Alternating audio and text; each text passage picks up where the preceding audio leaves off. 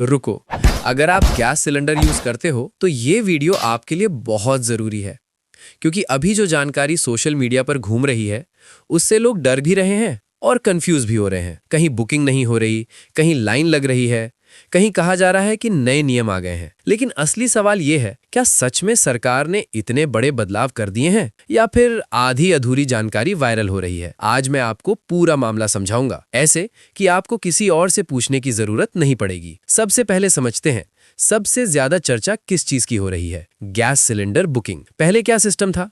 आपने सिलेंडर लिया, 21 दिन बाद आप फिर से बुक कर सकते थे। अब जो बातें सामने आ रही हैं उसमें कहा जा रहा है कि ये समय बढ़ाया जा सकता है। कुछ जगहों पर 25 दिन और कुछ जगहों पर 45 दिन तक का अंतर बताया जा रहा है। अब सोचो, अगर ऐसा होता है तो क्या फर्क पड़ेगा? फर्क सीधा है, आपको पहले से प्लानिंग करनी पड़ेगी। पहले क्या करते थे?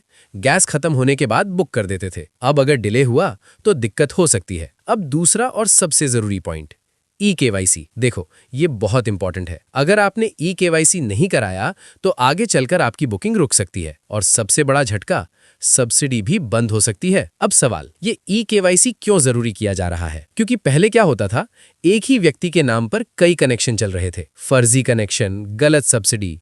सरकार अब इसे कंट्रोल करना चाहती है, इसलिए क्या करना है? आधार अपडेट रखें, बैंक अकाउंट लिंक रखें। अब तीसरी बड़ी बात, सिलेंडर लिमिट। पहले साल में 12 सिलेंडर मिलते थे। अब जो चर्चा चल रही है उसमें कहा जा रहा है कि इसे कम किया जा सकता है। कुछ मामलों में 9 सिलेंडर तक की बात सामने आ रही है। अब इसका मतलब क्या है? सरकार चाहती है कि लोग जरूरत के हिसाब से गैस इस्तेमाल करें और गलत इस्तेमाल कम हो। अब एक और नया सिस्टम, ओटीपी वेरिफिकेशन। अब बिना ओटीपी के बुकिंग नहीं होगी। पहले क्या होता था, कई बार कोई और आपके नाम से बुक कर देता था। अब ऐसा नहीं होगा। फायदा क्या है?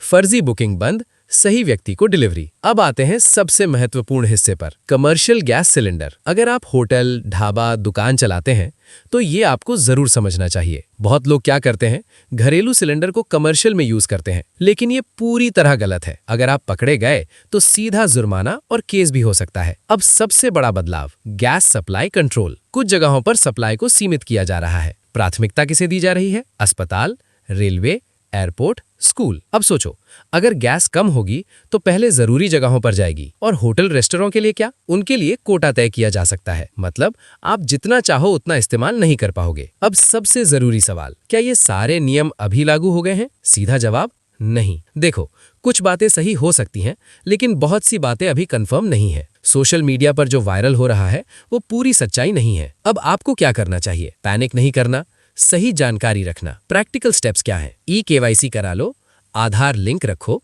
बुकिंग समय समझो, गैस का सही इस्तेमाल करो। अब सोचो, अगर ये नियम पूरी तरह लागू हो गए तो क्या होगा? फायदा, फर्जी कनेक्शन खत्म, सिस्टम साफ। नुकसान, आम आदमी को थोड़ी दिक्कत। अब आखिरी सवाल तुमसे, क्या ये बदलाव सही है या आम लोगों के लिए मुश्किल बढ़ाएंगे? कमेंट में जरूर बताना। वीडियो को लाइक करो, फॉलो करो। आप देख रहे हैं डिजिज्ञान, ज्ञान और खबर एक साथ।